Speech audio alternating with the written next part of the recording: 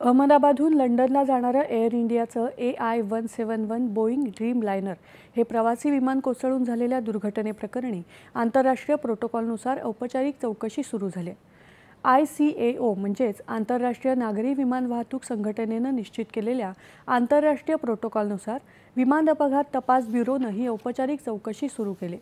या व्यतिरिक्त सरकार या प्रकरणाची सविस्तर चौकशी करण्यासाठी विविध विषयांमधील तज्ज्ञांचा समावेश असलेली एक उच्चस्तरीय समिती स्थापन करत आहे. ही समिती विमान वाहतूक सुरक्षा बळकट करण्यासाठी आणि भविष्यात अशा घटना रोखण्यासाठी काम करेल, अशी माहिती नागरी विमान वाहतूक मंत्री राममोहन नायडू यांनी दिली. या चौकशीतून विमान दुर्घटनेची नेमकी कारणं समोर येतील.